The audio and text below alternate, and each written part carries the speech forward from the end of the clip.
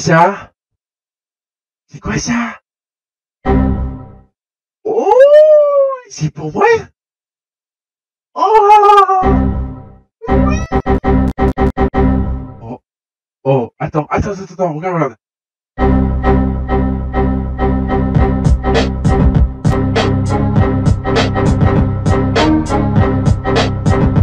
T'as vu? Ah, on est à l'antenne. Oh, ça va. Et salut les gens de dames aussi, faut pas les oublier. Et me revoilà. Trop cool, pas vrai, hein? Moi, vous m'avez manqué et je suis sûr que je vous ai manqué. Alors, comme toujours, le programme, il est très chargé. Tout d'abord, Christine Brunet vous proposera 3 chroniques de livres. Un conte de fées de Jean d'Estrée, Dérapage de Nathalie de Trévis et La vérité vraie de Louis Delville. Elle nous lira une page du roman d'Heroic Fantasy de Laurent Dumortier, histoire de vous mettre l'eau à la bouche. Et ensuite, 2 interviews, celle de Christian Ekloma et de Laurent Dumortier. 2 plumes, 2 univers à découvrir absolument. Dans son salon tout cosy, Edmé ira à la rencontre de Mohamed Sridi, un peintre atypique. Enfin, Karinor interviewera Brigitte Anap à la bibliothèque Marguerite Yourcenar et Philippe Desterbeck. Et comme vous nous l'avez demandé 400 milliards de fois, dans sa séquence Tilt, Karl nous révèle comment on crée un trailer vidéo avec le logiciel gratuit fourni avec votre PC. Et bien sûr, des trailers en voiture, en voilà. Christine, Christian, je vous laisse la parole. Eh bien, salut Christian, je te remercie d'avoir accepté de nous parler de tes romans dans un moment où on est bien sûr confiné, mais également d'une façon un peu particulière, puisqu'en fait, comme tout le monde, beaucoup le savent, moi j'habite à Marseille, mais il semblerait que tu habites quand même assez loin de nous. Alors, dis-nous tout.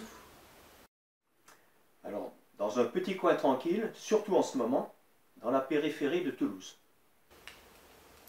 Est-ce que tu pourrais nous parler en fait de toi, de ton écriture, du pourquoi tu écris et peut-être comment tu écris?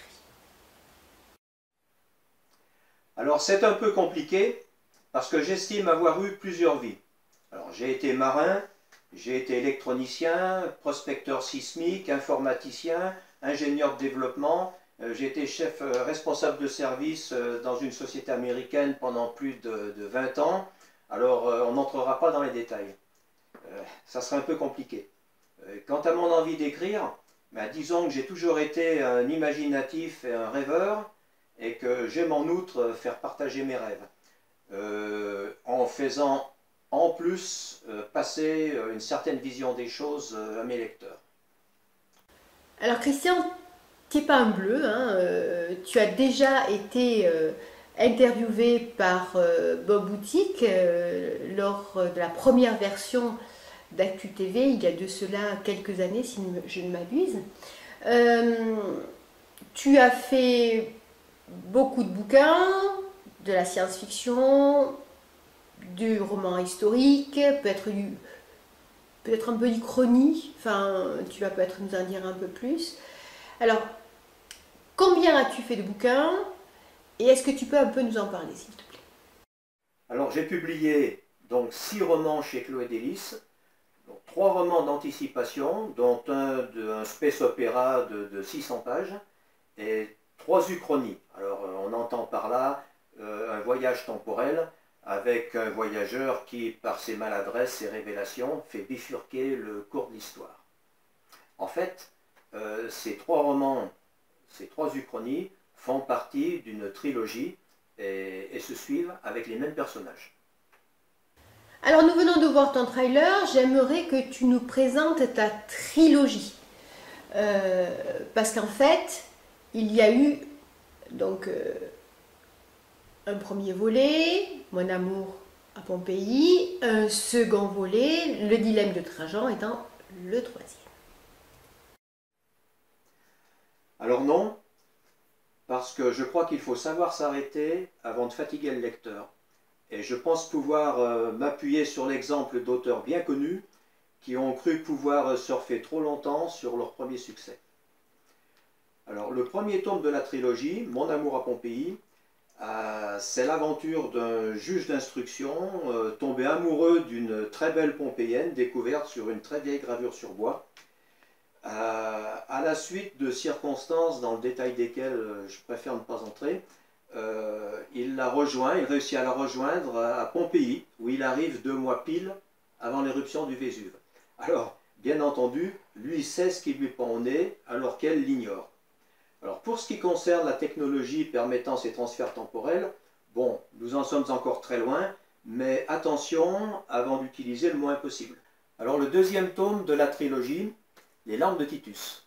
Alors, nos 2 héros se retrouvent cette fois-ci dans la Rome de Titus, donc, peu après l'éruption du Vésuve, et vont être mêlés à des événements plutôt dramatiques, comme le second grand incendie de Rome, aussi dévastateur qu'avait été l'incendie mieux connu sous Néron, et puis cette fameuse peste dont les contemporains ont parlé, et qui, selon les historiens, n'avait en fait rien d'une peste, mais on pense qu'il s'agissait plutôt de maladies comme le choléra ou la fièvre typhoïde, ramenées dans Rome par les réfugiés du Vésuve. Alors le troisième tome de la trilogie, Le dilemme de Trajan. Alors nous nous retrouverons à nouveau à Rome, mais cette fois-ci sous le règne de Domitien, qui vient de succéder à Titus, son frère. Et puis, certains personnages feront un petit tour par Antioche, une merveilleuse ville de l'Antiquité. Et puis, après s'être un peu perdus dans le labyrinthe temporel, nous nous retrouverons à Nicomédie, pour aller voir un peu ce que fabriquait Pline le Jeune, devenu gouverneur de la Bithynie, et sa femme Calpurnia. Alors, Pline le Jeune était un grand ami de l'empereur Trajan. Il recevait de celui-ci des directives avec lesquelles il n'était pas toujours d'accord, ou du moins qui lui posait un cas de conscience. Et bon, je me suis un peu inspiré de la correspondance donc, que ces deux-là entretenaient pour essayer d'imaginer ce qu'avaient pu être ces démêlés avec les premiers chrétiens et ces états d'âme. Alors, une petite précision à propos de ces 3 tomes. Il s'agit de fiction, mais avec un arrière-plan historique et des personnages historiques très fidèlement restitués. Et puis, puisque tu parles de mon trailer, je voudrais ajouter aussi que tout ça repose sur la fameuse hypothèse des mondes multiples d'Hugh Everett. Hugh Everett qui était un physicien très connu, physicien américain très connu dans les années 50. Ce qui nous évite ce qu'on a appelé le paradoxe du grand-père. Alors le paradoxe du grand-père, bon, tu le connais, tu voyages dans le passé, accidentellement tu tues un de tes ancêtres, qu'est-ce que tu deviens? Donc là, pas de problème, ça n'existe plus. Quand j'ai parlé du personnage qui faisait dérailler l'histoire, qui faisait changer le cours de l'histoire, il s'agit d'une branche parallèle de l'histoire, donc aucune incidence sur notre présent. Alors tes personnages, dans ta trilogie, bien sûr, ils sont récurrents, en tout cas les principaux. Est-ce que tu pourrais nous les présenter?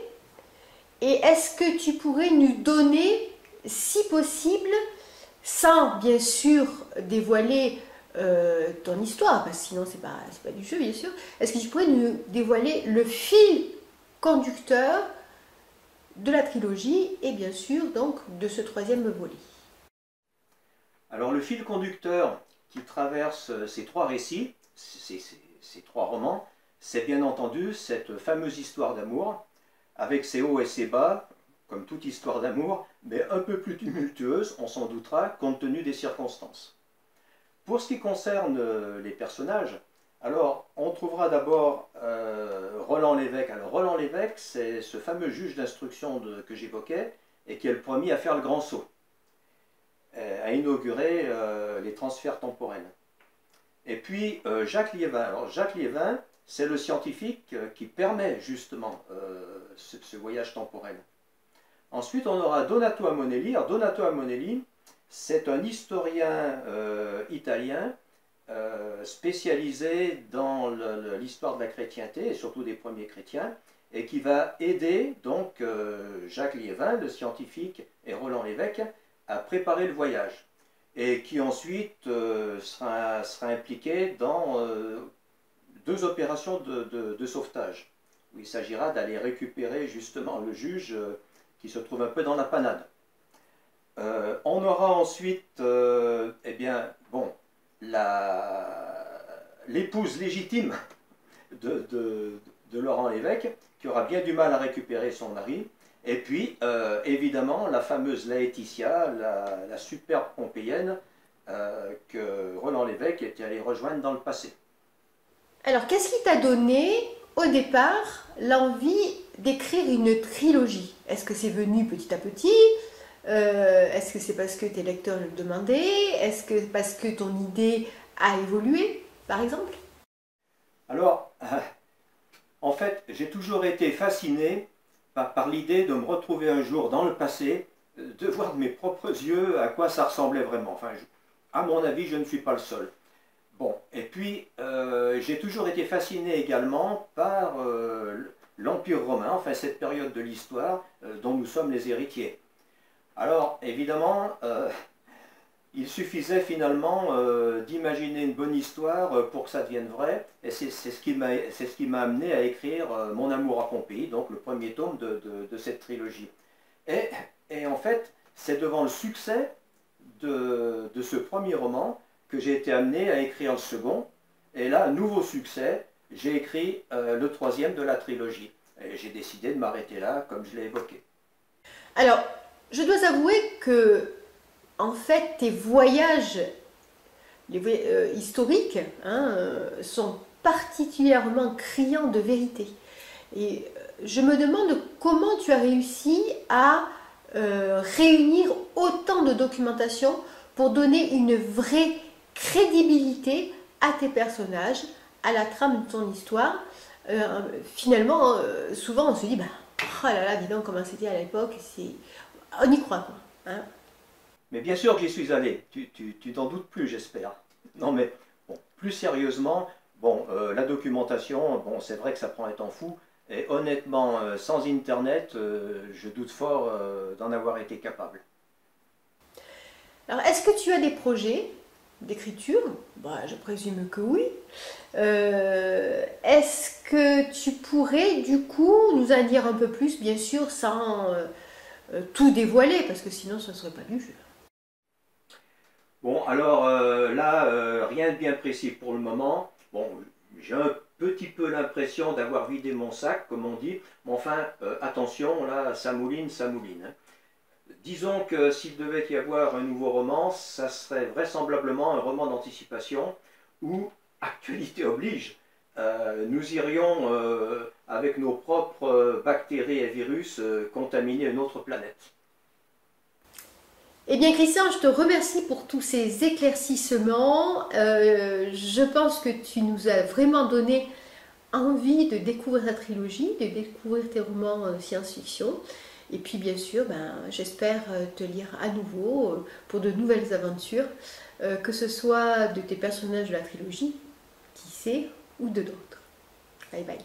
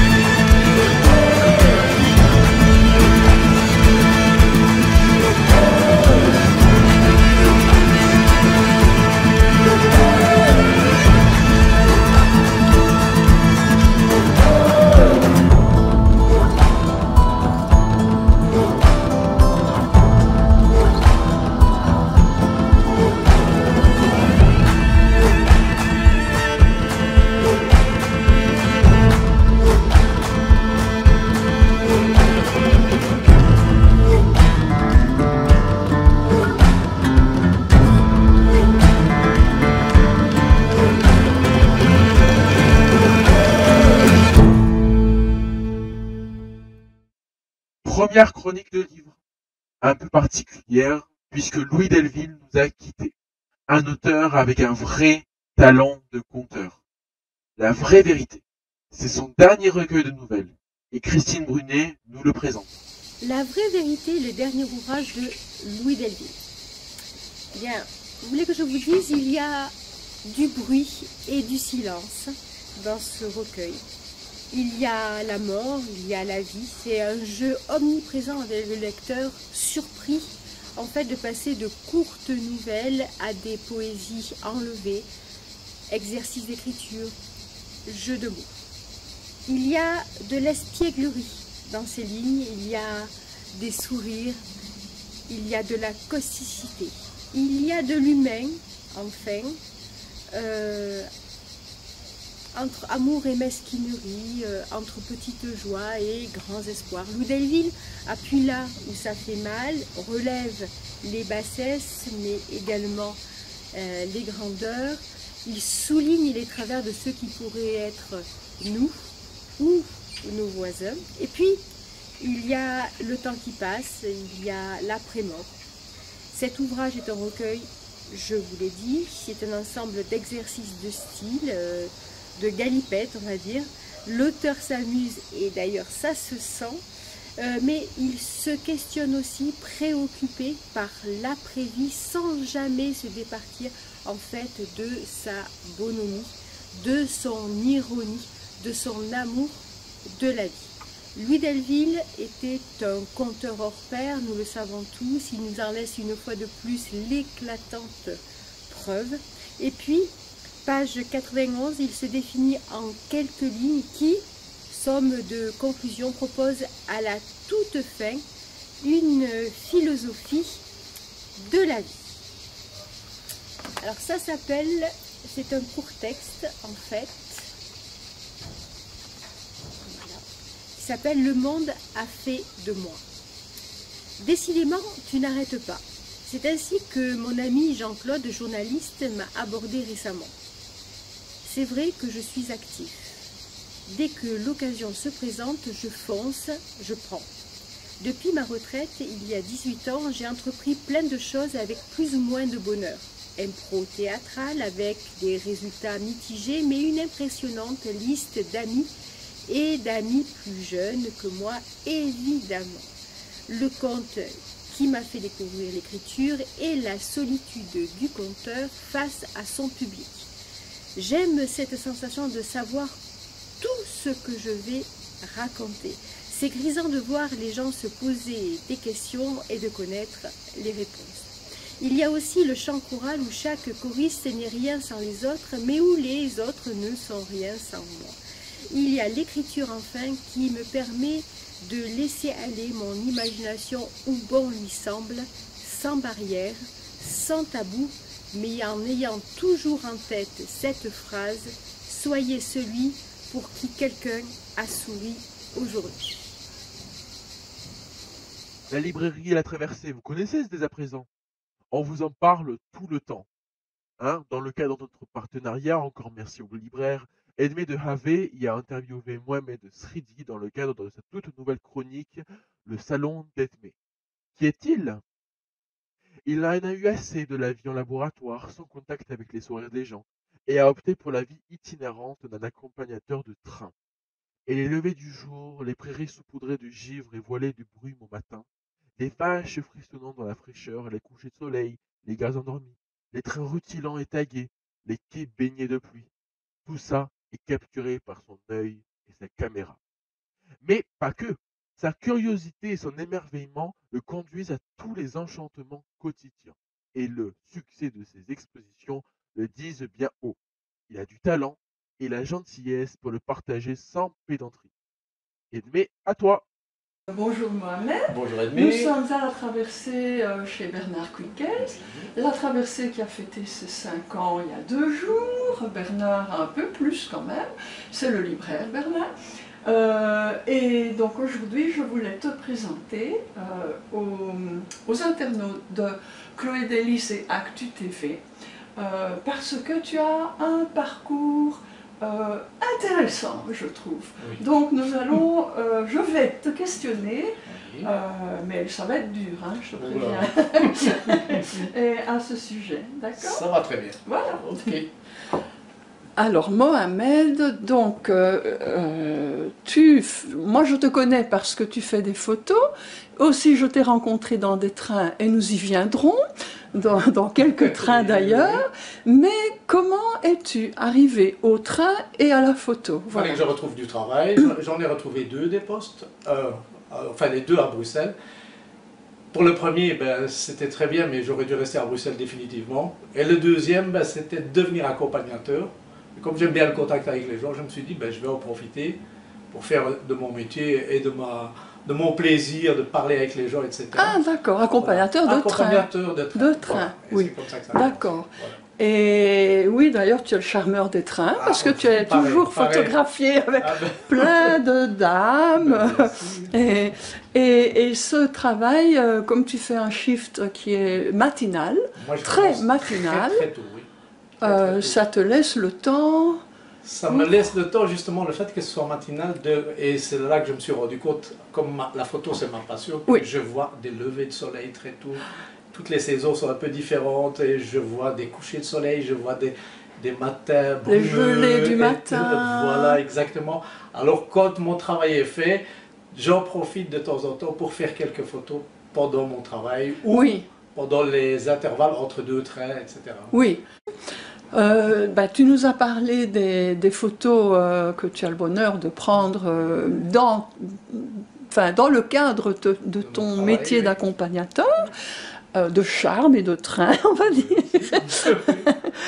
Mais bon, il y a aussi alors celle que tu fais en dehors de ça, dans ton temps libre.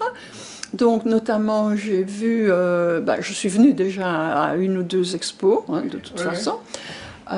Mais j'avais vu, ça je ne les ai pas vues en vrai, des photos de ta fille que tu as prises en studio qui sont oui. absolument magnifiques. Ouais. Et Ouais. j'essaye là de refaire un petit peu, souvent d'ailleurs avec elle, des tableaux de peinture. C'est ça, Des oui. tableaux de peinture à les remettre en photo. quoi. Oui, Voilà. j'ai vu. Et puis c'est magnifique, et avec le moyen du bord, il y avait Oui, un oui, plissé, non, il y a- une coiffe en c'est plissé. une coiffe qu'elle a fait Oui. elle-même avec du papier. Oui, oui. Voilà, des choses comme ça. Ah oui, non, Et un moyen de c'est faire. extraordinaire. Est-ce que tu as suivi des cours, ou bien c'est venu comme ça tout seul Au ou... départ, je faisais ça tout seul. Et puis à un moment Oui. donné, je me suis dit, vraiment, moi je voulais pas rester dans les règles. Je voulais être hors des règles. Mais pour être hors des règles, il faut les connaître. Donc je me suis dit, il faut prendre des cours. J'ai pris pendant des années des cours chez Pivi. Pivi, oui. Et puis, voilà, quand je connaissais bien la règle, je me disais, je peux l'éviter. Mais je la connais, donc je garde une trace de cette règle. Ah ok, Une toute oui. petite trace, mais qu'on ne voit pas sur la photo. On joue souvent 1 tiers, 2 tiers sur les photos. Oui. Je ne le fais pas toujours. Donc D'accord. ça dépend. Voilà. Oui. Euh, Nous arrivons à la fin de cette présentation d'un artiste, donc photographe, accompagnateur charmeur de train. De train, pas oublier. Et voilà, c'était Mohamed Sridi, parce que je ne sais même pas si je dis ton nom. Si, c'est bien. Je- Non, je ne pense pas, je ne sais plus. Non, voilà, C'est pas enfin c'est grave, Mohamed c'est pas grave. Sridi. Ne pas oublier, région verviétoise en général, Voilà. hein, Welkenraad, plus exactement. ouais. Voilà. Exactement, voilà, Ouais. parce qu'on est précis chez nous. Et ben voilà, mais au revoir et merci. Ah c'était un Merci de plaisir, t'être merci dérangé. Anne, merci beaucoup. Voilà, Bonne soirée. Partons à présent à la bibliothèque Marguerite Yourcenar pour y rencontrer l'auteur du roman autobiographique Le flot du miroir de Brigitte Annap. C'est Karine Laure qui mène la danse cette fois-ci. Christine nous proposant ensuite la chronique du livre. Bien sûr, 2 en 1 quoi. Brigitte Annap, le flou du miroir. Quand on lit ton bouquin, on a l'impression que tu as déjà beaucoup écrit avant, que tu as une vie littéraire assez importante. Les mots sont tes amis. Oui, en fait, j'ai toujours préféré le pouvoir des mots écrits que les mots qu'on exprime. C'est toujours plus facile. Et c'est vrai que j'ai toujours aimé écrire, mais en fait, c'est le premier livre que j'écris et que je fais publier, mais depuis que je suis toute petite, en fait, c'était mon évasion.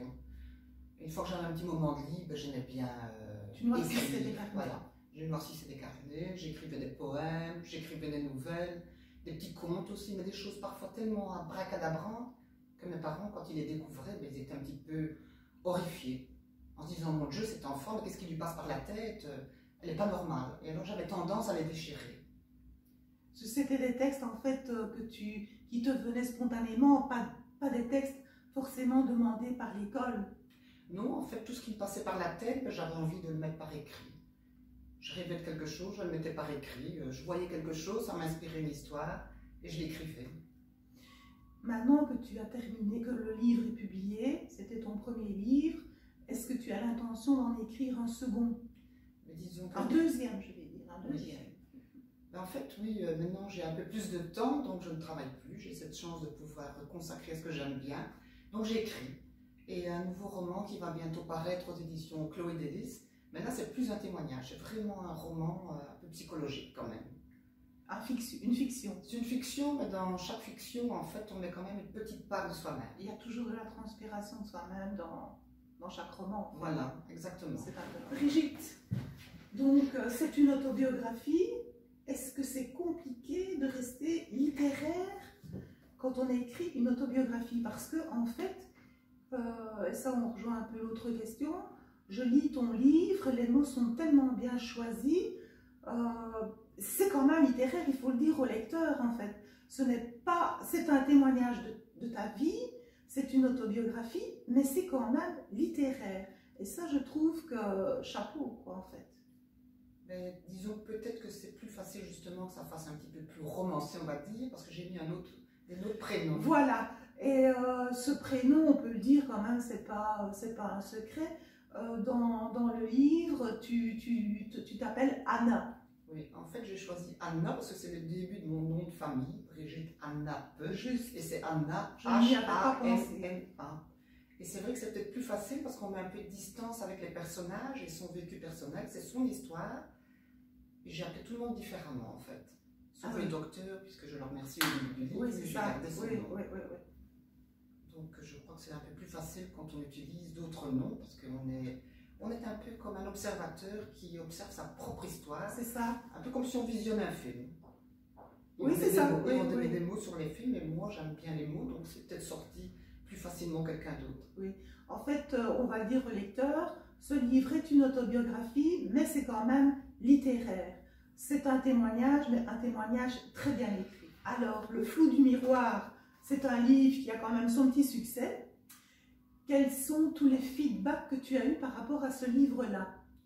Mais en fait, ça intéresse particulièrement, enfin beaucoup, surtout des gens qui sont dans le métier de la psychiatrie. Et j'ai été contactée par ça s'appelle le GLEM en fait. C'est un groupement local d'évaluation médicale. Et ils m'ont demandé d'aller présenter mon livre à l'une de leurs réunions. Ils seront une vingtaine de psychiatres. Ils ont envie, à mon avis, de l'utiliser peut-être pour d'autres patients, je ne sais pas. On verra ce jour-là. Et après, j'ai été aussi contactée par ce qu'on appelle le Midi scientifique. C'est aussi une sorte de conférence, mais qui s'adresse à des thérapeutes, mais aussi à des gens qui ont souffert de dépression ou de troubles. Toujours dans la région ici ou... Disons, le GLEM, c'est à la Louvière, au centre Azaria, c'est un centre médical. Et le Midi scientifique, ça se fera au centre psychiatrique de Manage. Tu ne t'exportes pas encore en France, mais ça viendra. Avec Actu TV, c'est clair ça. Sait-on jamais. Alors je voulais te demander aussi, donc le déclencheur de l'écriture de ton livre, c'est le thérapeute. Est-ce qu'après tout ça, est-ce que tu as l'impression que vraiment l'écriture c'est une thérapie? Ah ça j'en suis persuadée. Moi je crois que l'écriture, ça aide, enfin parler, ça aide à guérir, mais l'écriture ça aide aussi à guérir. Évidemment, le cheminement est peut-être très long, mais ça ne fait que conforter toute la thérapie. Ta thérapie a duré 4 ans, m'as-tu dit, et l'écriture même du livre a duré... Disons, l'écriture du livre, ça a duré un petit peu plus de 6 mois. Ah oui. Disons que je n'écrivais pas tous les jours, j'écrivais vraiment quand j'avais envie, quand j'avais le temps. Oui, c'est ça. Et une fois que je l'ai écrit, ça je l'ai déjà dit, dans un tiroir. Est-ce que tu as donné le livre à ton thérapeute après l'édition ou est-ce que tu as donné ton manuscrit au thérapeute? À mon thérapeute, j'ai donné le manuscrit et c'est lui qui, chaque fois que je le voyais, mais je le vois maintenant peut-être une fois ou 2 par an, presque comme un ami, et c'est lui qui me disait parfois, mais enfin, pourquoi est-ce que vous ne faites pas publier votre livre? Et chaque fois, j'hochais la tête en disant, enfin, c'est pas possible, docteur, ça n'intéressera personne. Et ça intéresse beaucoup de monde. Et Il faut finalement, dire. ça intéresse beaucoup de gens. Oui. Beaucoup de gens. Bon, alors Christine me demande en urgence la présentation du livre de Brigitte Hanap, Le flou du miroir, édition Chloé Delis, 2019. Le flou du miroir, ce titre avait attiré mon attention, je m'en souviens très bien. Et puis la couverture, cette jeune femme de dos et son reflet dans le miroir. Belle invitation à une future lecture palpitante, un thriller. Mes neurones gambergeaient déjà vers une double personnalité, dont l'une commettrait des meurtres sans que l'autre ne s'en aperçoive. Eh bien non, c'était un récit de vie, une autobiographie. Alors là non, j'ai déchanté, je déteste ça. Plus tard, j'ai lu la note de lecture d'Aimée de Havé, dans laquelle elle expliquait tout le bien qu'elle pensait de ce livre. J'ai pensé, oui, un livre à retenir, j'ai pas retenu. Début janvier, retournement de situation. Je programme pour Actu TV une nouvelle mouture, d'interviewer Brigitte Hanap, l'auteur de ce livre. Donc là, je n'y coupe plus, je me dois de lire ce livre de 99 pages. 99 pages, donc une vie de femme, rien de plus, rien de moins. Cela pourrait être vous ou bien moi. L'écriture est limpide, sans fioriture. C'est cependant l'écriture de quelqu'un qui a beaucoup lu. Il y a de l'élégance dans cette écriture et les mots sont bien choisis. Ils font écho en moi. L'autrice raconte des bribes de son enfance, des parents sévères, un père presque inaccessible, croirait-on, et une mère qui ne tergiverse pas. Leurs enfants se sentent incompris et cela laissera des cicatrices jusque dans leur vie d'adulte, bien sûr. L'autrice se raconte et dans le récit, elle se prénomme Anna. Tiens, Anna, il faudra que je lui demande pourquoi ce prénom-là et pas un autre. A-t-il une raison? Il n'y a rien de spectaculaire dans ce récit, mais justement, c'est un texte qui fait mouche, parce que ces troubles de personnalité seront peut-être demain les vôtres, ou bien les miens. Car nous avons tous dans l'enfance quelque chose qui nous fait... Nous avons tous vécu dans l'enfance quelque chose qui nous fait claudiquer aujourd'hui. Pas vrai? Alors voilà, Anna, une vie de femme, un mariage, des enfants, un métier. Et puis ce mal-être qu'elle traîne jusqu'au jour où, par une prise de conscience survenue après un malheureux accident, Anna décide de consulter, enfin. Et là démarre un parcours très très courageux. Je passe quelques lignes parce que sinon Christine va me couper, ça je le sais. Enfin voilà, le lecteur suivra de très près cette Anna tout au long de son chemin vers la guérison. On est pris par ce récit, on se demande si oui ou non, au bout de tout cela, il y aura une rémission, des ciels bleus, des respirations sereines. On devine entre les lignes de fortes doses de souffrance, car malgré tout, l'autrice reste pudique et ne se victimise à aucun moment. Le lecteur n'est pas lassé. Les mots sont eux aussi thérapeutiques. Et là, lors de l'interview de Brigitte Hanap, il y aura aussi cette question. Comment réussir ce tour de force, de rester néanmoins littéraire lorsqu'on raconte sa vie? Alors, rendez-vous le jeudi 30 janvier au matin vers 10 h à la bibliothèque Marguerite Yourcenar, château Bilquin-Cartier, place du Perron à Marchène-au-Pont. Brigitte Hanap sera interviewée, nous en dira un peu plus. L'enregistrement est ouvert au public. Bienvenue à tous. Vous vous souvenez, lors de l'émission précédente, nous vous proposions ce trailer signé Philippe Desterbeck. Eh bien, figurez-vous que nous l'avons rencontré.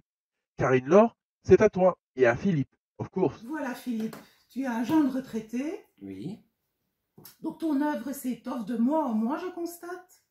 oui. Disons que j'ai un peu plus de temps pour écrire, oui. Est-ce qu'on peut dire que ton œuvre est plutôt destinée à la jeunesse? Alors, au départ, j'avais envie d'écrire pour mes élèves, donc j'ai écrit des contes pour les enfants, mais j'écrivais aussi des nouvelles qui étaient destinées aux adultes, puisque j'ai participé à plusieurs concours de nouvelles qu'on a jugés noirs, donc j'ai publié un recueil qui était destiné uniquement aux adultes. Qui s'appelait? Qui s'appelait Textes et nouvelles de moi. Ah Voilà. oui, donc ça c'est le tout premier. C'est ça. le tout premier et qui n'est plus publié, qui est passé au pilon. Ah ouais, c'est ça, oui, donc de temps Voilà. en temps ça existe, c'est triste, mais enfin, Voilà. c'est comme ça. Et puis tu en es venu aux éditions Chloé Delis pour ton premier livre jeunesse Voilà, qui s'appelait qui s'appelait L'Étoile magique. L'Étoile magique. Ah ouais, ça je me souviens. Voilà. Qui était l'histoire d'un petit garçon de 10 ans, l'âge de mes élèves, et qui découvrait donc dans le ciel une étoile qui permettait de réaliser des vœux. Oui, je me souviens, c'était gai. Voilà. Et maintenant, aux éditions Chloé Délices, c'est le talisman magique. Voilà. Donc après l'étoile magique, mes élèves m'ont demandé d'écrire une suite qui était le livre magique. Donc Philippe, le talisman magique, c'est le 3e de la série. Est-ce que les 3 livres peuvent se lire séparément? Alors surtout celui-ci. Bon, disons que le deuxième suivait le premier de près puisque c'était les mêmes personnages. Ici, comme c'est le petit frère de Pierrot, oui, il peut être lu tout à fait séparément. Quelques mots sur l'histoire quand même, parce que je sais qu'il est question du Père Lachaise, de la tombe de Dalida. Oui, alors bien, Lulu adore les livres grâce à la copine de son frère, qui lui a vraiment donné le goût de la lecture, et de l'écriture également. Donc lui, il a écrit un texte pour un concours qu'il a gagné, et il a gagné un voyage avec toute sa classe à Paris, et notamment ils vont visiter le Père Lachaise. Okay. Mais avant de partir, il reçoit des messages mystérieux qui apparaissent, qui disparaissent, et qui lui donnent une information, c'est qu'il va trouver un talisman dans un cimetière, derrière la tombe de quelqu'un de célèbre. Donc il se rend au Père Lachaise avec toute sa classe, mais malheureusement pour lui, c'est pas là qu'il devait aller. C'est pas là qu'il devait aller. Ce n'était pas le bon cimetière, ce n'était pas dans ce cimetière-là que se trouvait le talisman. Donc pour savoir, ça y est. Alors Philippe, ici ou au-delà, c'est un recueil de nouvelles, toujours édité aux éditions Chloé Délices bien sûr. Et je l'avais lu, c'était l'an dernier, donc ici ou au-delà. Et donc c'est un recueil de nouvelles et toutes les nouvelles ont un rapport les unes avec les autres. Et ça, j'avais trouvé ça fantastique. Comment est-ce que tu avais eu cette idée-là? Alors ça faisait pas mal de temps que j'avais envie de relier des nouvelles entre elles, mais je ne savais pas trop comment. Donc ici c'est un personnage d'une nouvelle qui passe dans la deuxième, un personnage de la deuxième qui passe dans la troisième et ainsi de suite, jusqu'à la dernière où on retrouve le premier personnage donc de la première nouvelle. Oui, avec une touche fantastique et beaucoup d'humanité dans ces nouvelles-là en fait. Oui, sans doute. Alors il faut aussi savoir que ce sont des nouvelles qui ont été écrites à partir d'une histoire vraie. Alors Philippe d'Esterbeek, tu es vraiment l'homme de la toile parce que tu as différents blocs que tu gères comme ça au jour le jour. Ça m'a toujours impressionné depuis plusieurs années que tu gères tous tes blocs. Et notamment le petit dernier, c'est du belge où tu fais le bonheur des auteurs belges. Alors tes blocs, tu m'expliques un peu? Voilà, alors il y en a qui ne s'y retrouvent pas parce que j'en ai 3. Alors pourtant c'est tout simple parce qu'il y a une thématique pour chaque bloc. Donc le premier plus généraliste, il a une bonne dizaine d'années certainement. Ce sont mes passions, mes photos, mes vacances, mon jardin, mes fleurs, voilà, toutes mes passions, à part l'écriture et la lecture, qui vont donc passer dans le deuxième bloc, qui est consacré donc à la littérature, d'un livre à l'autre, voilà le titre. Donc là, je chronique toutes mes lectures et je parle de temps en temps de ce que j'écris. Et puis, je me suis rendu compte que beaucoup de gens lisent des auteurs étrangers, alors beaucoup d'anglais, d'américains, et on parle de plus en plus de la littérature nordique, aussi, oui, dans laquelle j'ai du mal à entrer d'ailleurs. Et je me suis dit, et les pauvres petits Belges qui écrivent quelquefois des pépites, eh bien, ils sont un peu laissés de côté. Oui, c'est juste. Quelques-uns sortent du lot, comme Armel Job peut-être, voilà. Super entrée en matière, pas vrai? Parce que Christine a décidé d'interviewer Laurent Dumortier. Bah oui, quoi, hein, il faut bien. Hein.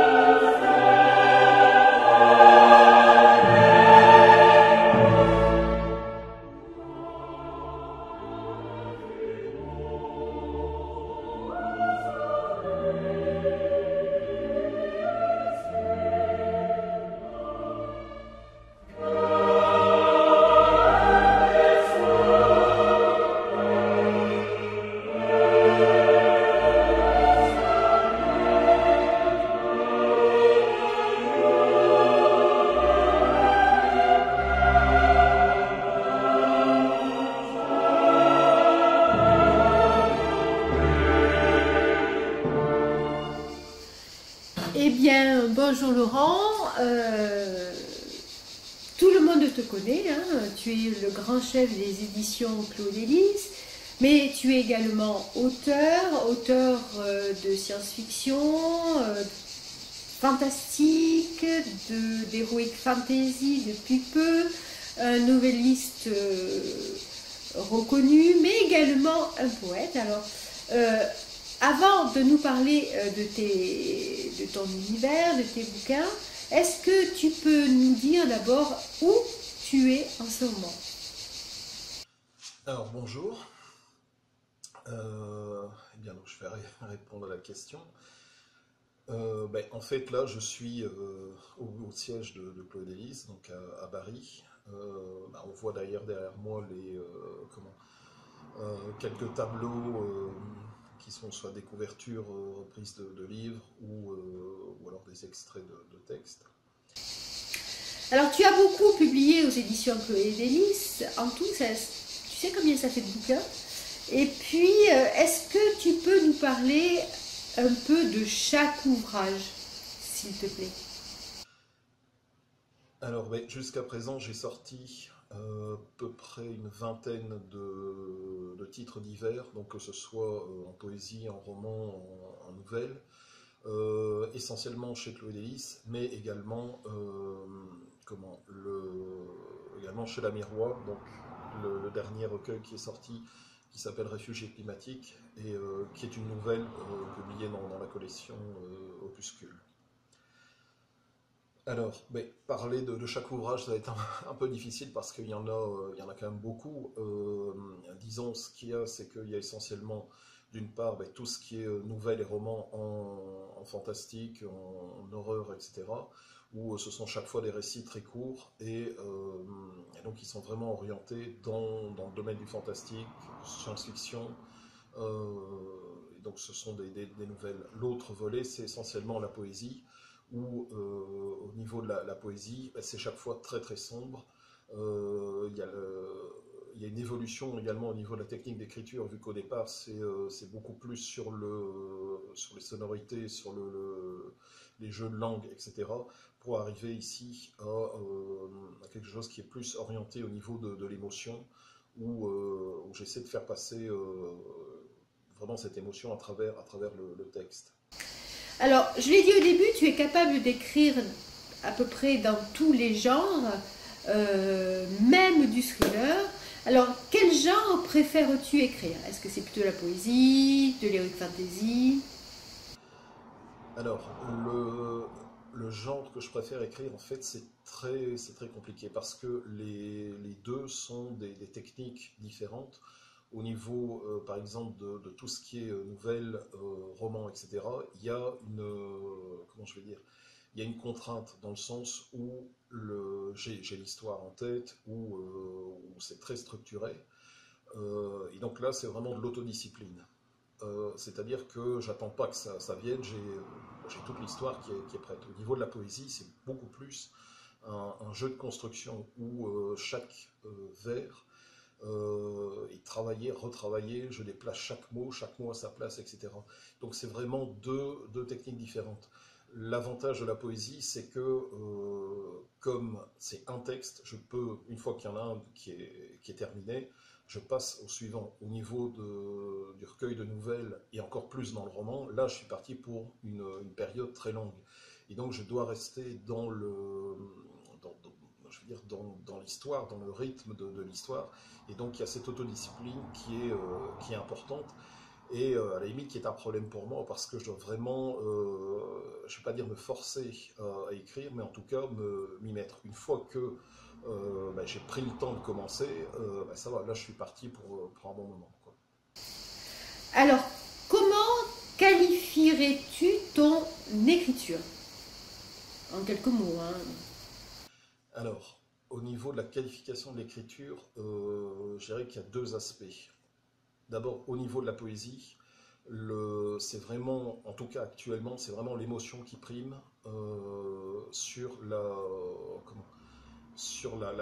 construction. C'est-à-dire que c'est surtout le texte qui est important, je veux veux dire, le message, enfin le message, je veux dire, le ressenti par rapport au texte, par rapport à ce qui se faisait avant. Au niveau de tout ce qui est roman, nouvelle, c'est au niveau de l'histoire, le style. Je vais dire, bien entendu, j'évite les répétitions, je fais attention à l'orthographe, à la grammaire, tout ça, mais c'est pas le style qui est le plus important. Le but, c'est d'arriver vraiment à amener le lecteur à croire ce qui est expliqué, enfin ce qui est raconté. Donc arriver à croire au niveau de l'histoire, faire en sorte que l'histoire soit crédible et que l'auteur soit amené que le lecteur soit amené à rentrer dans l'histoire et à pouvoir croire que c'est possible. Je veux dire, toujours au niveau de l'écriture, ce qui est aussi important, c'est le fait, il y a un critique littéraire qui avait dit ça par rapport à un de mes textes, le lecteur en fait est pris au piège en le sens où il a envie de tourner les pages pour connaître la suite. Alors pour moi, il y a deux mots qui pourraient la résumer, noire et concise. Alors pourquoi ? Alors, noire et concise. Noir, ça c'est clair. Au niveau, que ce soit au niveau du roman, des nouvelles, etc., ça se termine toujours mal. Encore que dans la trilogie, ici, ça se termine bien, mais j'y reviendrai. Mais au niveau des nouvelles ou du roman, en effet, ça se termine mal parce que c'est vraiment la noirceur qui transpire du texte. En poésie, là, c'est encore... je ne vais pas dire que c'est pire, mais c'est encore plus marqué dans le sens où la chute est toujours dramatique. Ça, c'est vraiment la noirceur qui transpire du texte. Et concis, je veux dire dans le sens où en poésie, forcément, les textes sont courts, mais au niveau des nouvelles, je pourrais caractériser ça comme une espèce de photographie d'un instant donné. Donc, par exemple, je vais pas commencer à creuser la psychologie des personnages, etc. C'est vraiment un instant donné où il se passe quelque chose. Alors, pourquoi as-tu choisi le genre heroic fantasy, en fait ? Alors, pourquoi de l'heroic fantasy ? Ça, c'est une bonne question. Mais je pense que c'est un genre que je n'avais pas encore abordé et c'est quelque chose que j'aime bien. Notamment tout ce qui est le Seigneur des Anneaux, notamment quoi. Mais j'ai voulu quand même essayer d'éviter les clichés habituels, c'est-à-dire tout ce qui est dragon, monstre, etc. Donc il y a des éléments mais qui sont propres à l'heroic fantasy, mais j'ai quand même essayé de, je ne peux pas innover, mais en tout cas essayer de faire autre chose. Est-ce que tu as des projets d'écriture ? À mon avis, oui, compte tenu de ta bibliographie, on va dire. Est-ce que tu peux nous dire ce que tu as en tête et ce qui est en préparation, s'il te plaît ? Alors, au niveau des projets, disons que pour l'instant, je peux travailler sur deux choses. Il y a d'abord un roman qui s'appelle Maudite, qui sera vraiment dans le fantastique et l'horreur. Et là, ça va être très différent de ce que j'ai écrit précédemment, parce que là, c'est vraiment sur je vais travailler sur la psychologie des personnages, et notamment sur le rôle de la mère et de la fille. En fait, Maudite, ce ne sera pas ni la maison, ni la fille qui est maudite, en fait, c'est la mère qui sera maudite. Et il faudra lire le roman pour savoir pourquoi c'est la mère qui est maudite. L'autre projet, c'est des recueils de poésie, mais surtout, là, je suis occupé de travailler avec une copine au niveau musical. Et donc, il y a déjà une chanson qui est enregistrée. Et ici, on est occupé de travailler sur une deuxième. Et la deuxième, vraiment, je trouve que là c'est vraiment bien parti.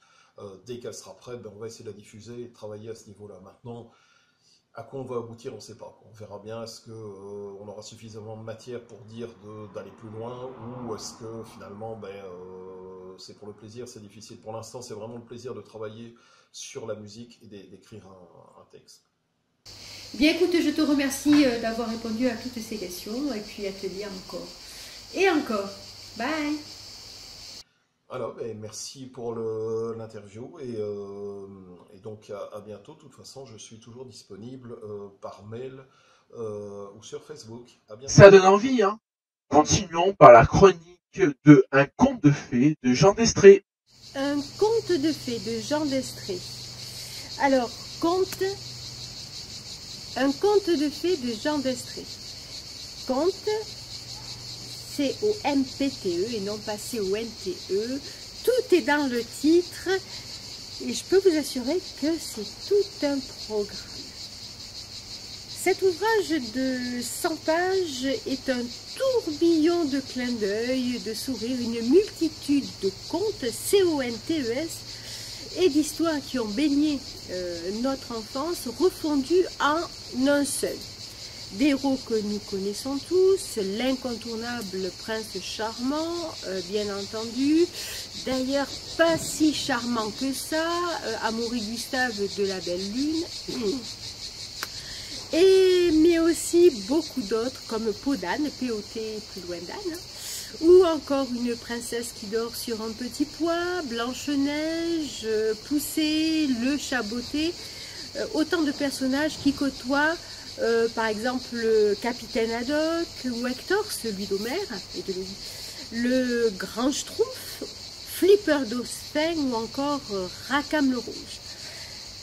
Ce conte COMPTE est enlevé une modernité d'écriture et de vocabulaire qui surprend et qui happe, qui tisse en fait un pont entre l'univers de l'enfance et celui des adultes. Alors, lorsque un prince charmant, pas si charmant que ça, s'ennuie, vous savez quoi?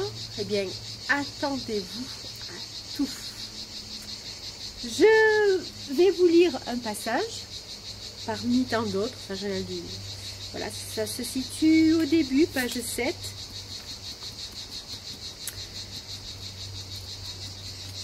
Donc, Prince Charmant demande à tout le monde s'ils n'ont pas une solution justement pour qu'ils ne s'ennuient plus. À qui le tour? Moi. Alexis, tu vis encore? Ben oui. Que proposes-tu? Ne vous fâchez surtout pas. C'est si grave que ça? Non, pas grave, mais sérieux. Vous vous emmerdez tout seul. Alors, pourquoi ne pas vous emmerder à deux, avec une petite princesse qui dort sur un petit pois, par exemple? Qu'est-ce que tu racontes? Je n'ai jamais entendu parler d'une princesse avec un petit pois comme matelas. Pourtant, elle existe. Et pourquoi dort-elle sur un petit pois? Parce que l'auteur de l'histoire en a décidé ainsi. Drôle de raison. Quelle idée de faire dormir une princesse sur un petit pois? C'est un peu farfelu cet auteur de roman. Passons au suivant. Mais mon Altesse, intervient Astor, vous omite de répondre à Alexis et de donner votre avis. Tu as raison, majordome. Comment s'appelle cette petite demoiselle qui n'a pas mal aux fesses pour dormir ainsi sur un petit pois? Dis-moi, Alexis. À l'état civil de son royaume, elle est inscrite sous le nom de Célimène. Les citoyens sujets l'appellent Mémène. Drôle de nom, n'est-ce pas? Sans blague. C'est très sérieux, même que le grand maréchal de la cour de ce royaume a fait promulguer un décret interdisant de l'appeler Mémène en public sous peine de devoir vider un bac de Coca-Cola pour une soirée. Oh, ouah, quel supplice du Coca-Cola! Je me plains, je ne voudrais pas être à sa place, comme vous dites. Et où habite cette petite insensible des fesses? Bien loin, au-delà des forêts et des montagnes. Trop fatigant pour moi. Je veux bien trouver un bon remède à mon ennui, mais sans trop marcher. Jeff de Blonde. Vous connaissez? Pas encore? Oh, allez, écoutez bien.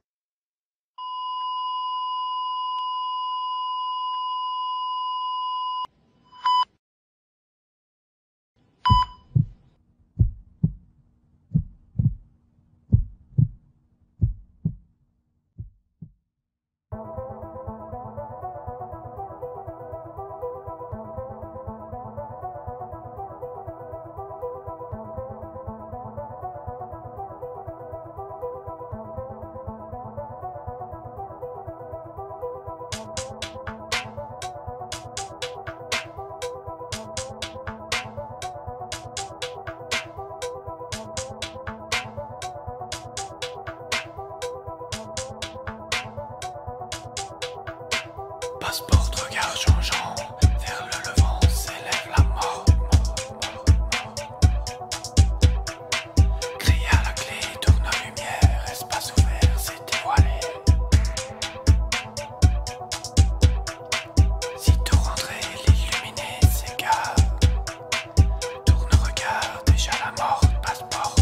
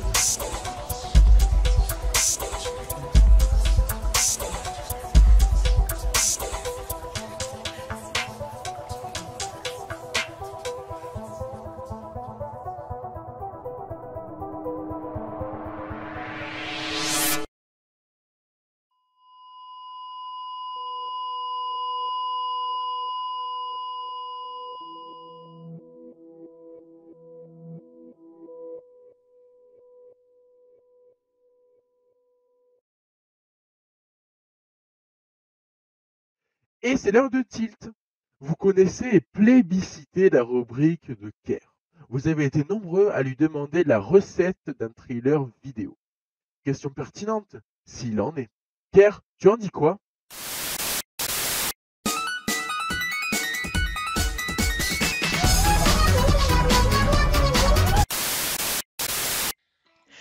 Et bonjour à toutes et à tous, je vous souhaite la bienvenue sur ce deuxième tutoriel sur comment faire un trailer pour votre livre. Alors dans le précédent tutoriel, je vous ai appris à faire un trailer sur le logiciel PowerPoint, donc grâce à plusieurs diapositives. Et ben aujourd'hui je vais vous apprendre à utiliser directement un logiciel de montage pour faire votre trailer. Alors ne vous inquiétez pas, je ne vais pas vous parler de Sony Vegas Pro ou d'Audvisia, sûrement pas, c'est des logiciels qui coûtent très cher et qui sont réservés pour les professionnels. Je vais surtout en fait vous parler d'un logiciel qui est gratuit et qui est directement disponible sur votre PC, et en fait c'est directement l'éditeur vidéo de Windows. Alors, sur Windows 10, vous pourrez le trouver, mais pas sur Windows 7, ni sur Windows XP. Si vous êtes sur Windows 7 ou Windows XP, vous allez devoir trouver, plutôt essayer de trouver une version de Windows Movie Maker, qui est disponible sur Internet, s'il n'est pas directement sur votre PC. Donc nous allons nous attarder sur le logiciel de montage Windows 10, qui est l'éditeur de vidéo photo. Alors vous allez sur votre barre de recherche Windows, qui est souvent directement en bas à gauche de votre écran. Moi elle est ici. Et vous allez taper éditeur. Et vous pouvez voir, donc en programme, j'ai trouvé éditeur de vidéo. Donc vous allez arriver sur cette page et vous pouvez faire directement un nouveau projet. Alors vous pouvez nommer votre vidéo comme vous voulez. Moi je vais l'appeler trailer livre numéro 2. Ok. Alors donc le logiciel se présente comme ça. Alors c'est une interface assez simple. Je pense que directement vous pouvez un peu vous retrouver avec les différentes options qu'il propose. Alors tout d'abord, comme dans le précédent trailer, je vous propose donc de préparer vos photos et vos vidéos à l'avance dans un dossier prédéfini sur votre bureau. Quand vous avez fini ça, vous pouvez appuyer donc sur le bouton ajouter, donc qui est en haut à gauche du logiciel, et vous cliquez sur à partir de ce PC. Donc bien sûr, pour enregistrer vos photos et vos vidéos via YouTube et via Google, je vous propose donc de regarder l'ancien tutoriel où je vous montre précisément comment télécharger une vidéo et comment enregistrer une photo. Donc quand vous êtes sur votre petite fenêtre, vous allez essayer de chercher donc votre dossier sur le bureau. Donc moi par exemple c'est celui-ci. Quand vous êtes ici, donc je vais pas vous obliger donc à mettre une photo, une vidéo à chaque fois. Et donc pour mettre directement tout ce que vous avez choisi, vous restez appuyé clic gauche sur votre souris, vous sélectionnez tout ce que vous avez cherché et vous cliquez sur ouvrir. Et donc normalement, comme vous pouvez le voir, vous avez toutes vos vidéos et toutes vos photos sur votre logiciel. Alors, juste en bas, vous avez donc le scénar image. Bon. En gros, ça va être l'endroit où vous allez faire votre scénario.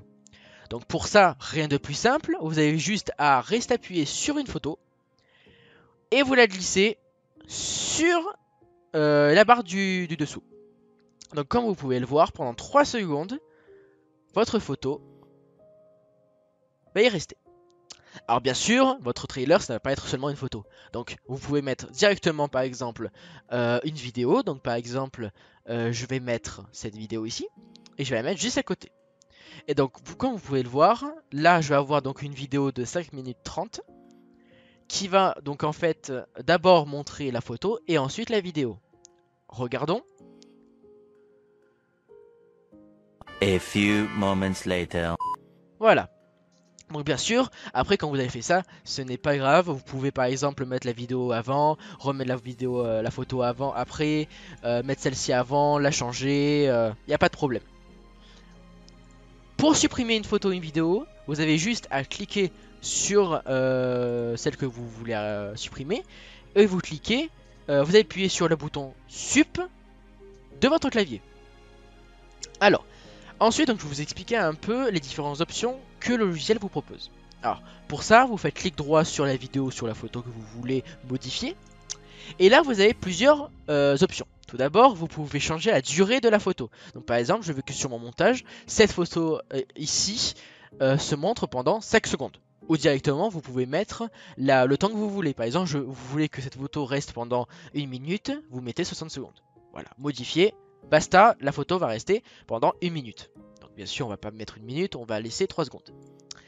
Ensuite, vous pouvez modifier la photo et mettre du texte dessus. Vous pouvez mettre un effet de mouvement, des effets 3D et des filtres. Alors le texte, vous pouvez l'ajouter directement en faisant clic droit, modifier texte. Ou vous pouvez directement appuyer sur le petit bouton texte juste ici.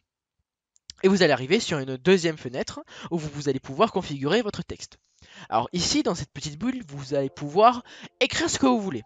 N'importe quoi. Donc par exemple, je vais écrire trailer, livre. Et donc vous pouvez le voir que ici, votre texte s'affiche. Ensuite, donc vous pouvez changer votre style. Donc par exemple, vous pouvez mettre joyeux, classique, aventure, léger, explosif, cinéma, gras, pixel, électrique. Vous pouvez changer la disposition de votre texte selon votre photo. Vous faites ce que vous voulez, par exemple moi je vais garder ça. Et ensuite vous pouvez aussi choisir l'endroit, le moment du montage où le texte va s'afficher. Donc pour ça, donc vous avez deux petites languettes à gauche et à droite. Et vous pouvez changer l'endroit directement en changeant en fait la disposition des languettes. Et après vous pouvez directement changer l'endroit du texte en bougeant directement ce petit espace où vous avez écrit votre texte. Alors ensuite, si par exemple vous voulez encore plus modifier votre photo, vous pouvez directement arriver ici. Donc vous pouvez directement ajouter un mouvement, des effets et des filtres directement sur cette page. Si par exemple vous voulez faire autre chose, donc je vais enregistrer, vous pouvez faire autrement. Vous faites clic droit, vous faites encore modifier et vous avez les mêmes options ici, mouvement, effet 3D et filtre. Donc les mouvements, c'est quand par exemple, quand la photo va être affichée, il va y avoir une petite animation, par exemple, la photo va aller de la gauche vers la droite, du haut vers le bas, etc. Et donc par exemple, moi je vais choisir que la photo, elle s'incline vers le bas. Je vais faire terminer. Donc comme vous pouvez le voir, votre photo descend vers le bas. Et normalement, votre texte, que je n'ai pas enregistré forcément, donc trailer livre, je vais mettre électrique, je vais mettre le là, terminé. Et donc normalement, vous pouvez voir que votre image descend et vous pouvez voir votre texte. Later. Alors ensuite, vous pouvez aussi rajouter des effets 3D sur votre photo. Donc pour ça, vous faites modifier, effet 3D. Et là, vous avez plusieurs effets différents, comme vous voulez. Donc par exemple, moi je vais mettre une explosion. Donc vous pouvez rester cliquer sur votre animation et la glisser sur votre image. Donc moi je vais faire par exemple une explosion derrière le gamin. Vous pouvez bien sûr redimensionner l'effet, vous pouvez le tourner comme vous voulez, comme bon vous semble. Donc moi par exemple je vais faire un truc comme ça. Tac. Je vais faire terminer. C'est enregistré et normalement vous pouvez voir donc qu'il y a une explosion pendant le temps donc, que vous avez prédéfini préalablement. Et enfin donc vous avez des filtres. Donc c'est des filtres, hein, vous pouvez un peu vous amuser avec pour ajouter un peu de peps à vos images, pourquoi pas. Bien sûr toujours en cliquant sur terminer. Quand donc vous avez fait votre vidéo, quand vous avez mis votre texte, quand vous avez fait vos effets, quand vous avez fait tout parfaitement, vous pouvez aussi rajouter de la musique de fond. Donc pour ça, vous devez appuyer sur musique de fond juste ici. Et là, vous avez tous les rythmes que vous avez ajoutés. Donc là, préalablement, sur le logiciel, vous avez un rythme joyeux. Bon, c'est plutôt pour les montages photos. Mais bon, pourquoi pas, vous pouvez l'utiliser. Bien sûr, vous pouvez utiliser vos musiques personnalisées. Donc pour ça, vous appuyez sur audio personnalisé. Vous cliquez sur ajouter un fichier audio. Ça va vous ouvrir à nouveau ces petites fenêtres. Vous allez choisir votre musique que vous avez téléchargée. Donc moi par exemple, mes musiques elles sont ici. Donc je vais ajouter Isolated Perfection. Elle juste ici, je termine bien. Comme par exemple pour le texte, vous pouvez personnaliser donc l'endroit où la musique va se jouer. Donc, par exemple, moi je veux que pendant tout mon montage, il y a de la musique. Terminé. Et donc normalement. A few moments later. Donc bien sûr. Désactiver la musique d'arrière-plan rythme joyeux, sinon c'est pas ouf. Et là normalement. Et voilà. A few moments later. Alors bien sûr vous pouvez changer la vitesse donc de l'extrait, donc vous pouvez faire en sorte que votre extrait soit extrêmement lent, soit plutôt rapide, donc par exemple comme ça. Par exemple celle-ci a duré moins de 1 seconde comme vous avez pu le voir. Donc par exemple là je vais la remettre en normal. Tac. Et ensuite donc par exemple si vous avez des images très longues, donc par exemple celle-là, ici donc elle fait 2 minutes 57, et je veux seulement en fait un passage particulier. Donc par exemple je veux seulement l'endroit avec donc ce paysage ici. Alors pour ça vous appuyez sur le bouton découper. Et donc là vous arrivez sur une autre fenêtre avec donc plusieurs options. Donc ici en fait vous allez pouvoir choisir donc la durée de vidéo que vous voulez garder. Donc moi par exemple, la durée de vidéo que je veux garder c'est celle-ci. Donc avec le petit bouton ici qui vous permet en fait de savoir au moment où vous vous êtes arrêté. Donc vous pouvez voir que là ça dure 5 secondes. Je fais terminer. Et là normalement. A few moments later.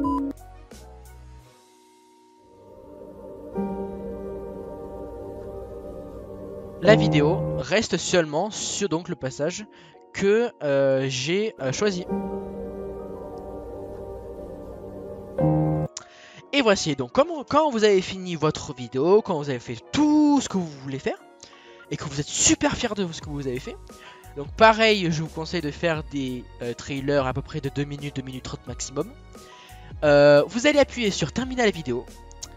Et ensuite, donc, vous pouvez choisir la qualité de votre vidéo. Bien sûr, comme je vous ai dit juste avant, dans l'ancien trailer, plus la qualité est importante, plus la vidéo sera longue à télécharger. Donc haute c'est parfait, moyenne c'est bof et basse c'est nul. Donc je vous propose de choisir moyen. Alors si par exemple vous voulez ne pas utiliser l'encodage vidéo, je vous déconseille. Tout simplement parce que ça peut créer des bugs. Ne vous demandez pas pourquoi, vous ne touchez pas, comme ça au moins vous êtes sûr. Et après vous appuyez sur exporter. Vous choisissez le dossier de destination. Donc moi par exemple ça va être le bureau. Et vous faites exporter. L'exportation est en cours. Et donc là, vous avez votre montage prêt à être mis sur YouTube. A few moments later.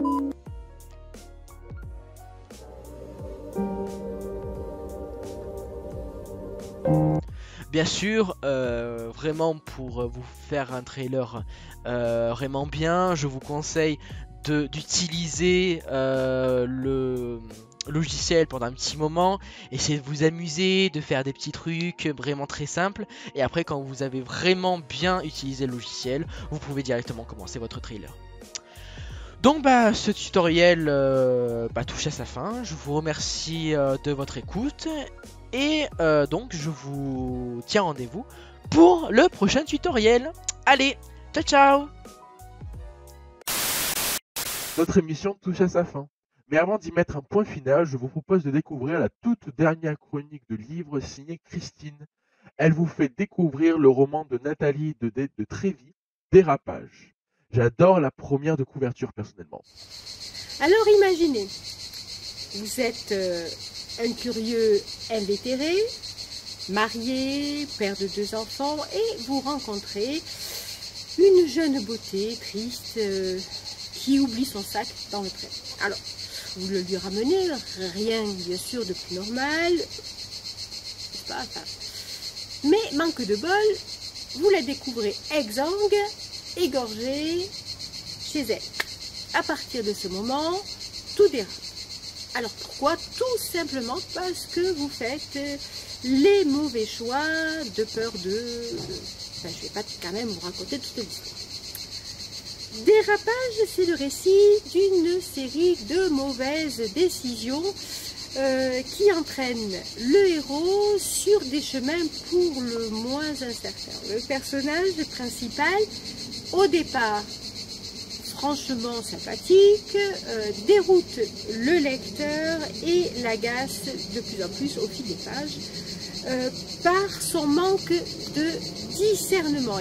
Écrit sous la forme d'un journal, la première personne du singulier, l'auteur nous propose en fait une plongée dans la psychologie de son héros.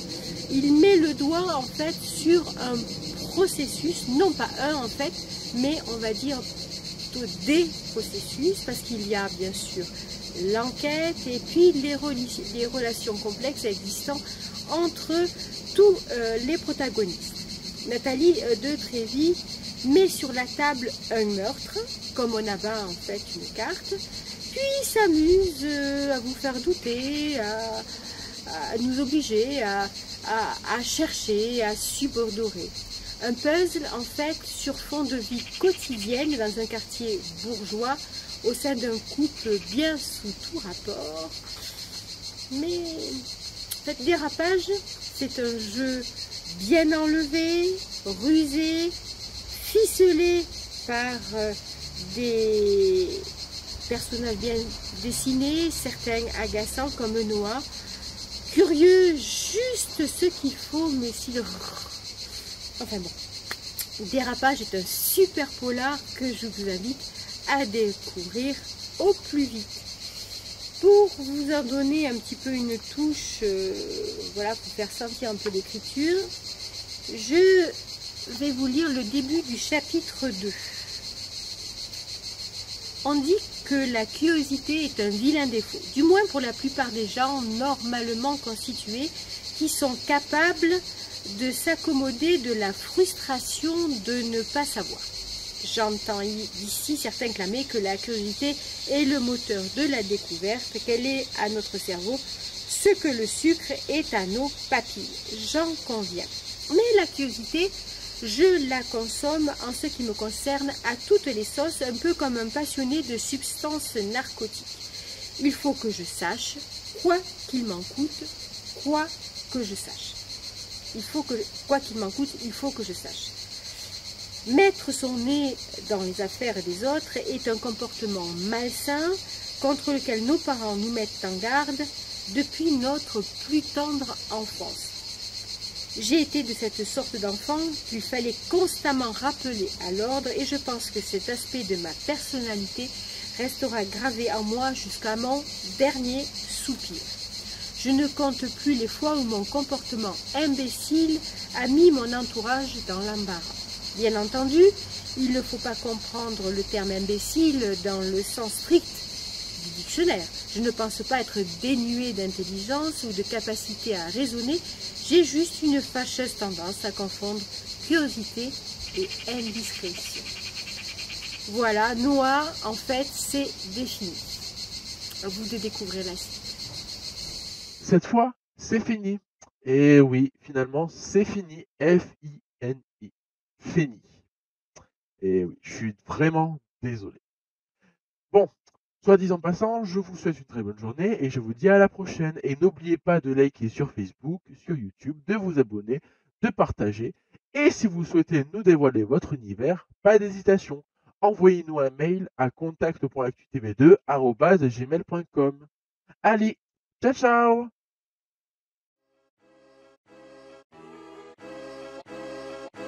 Sure.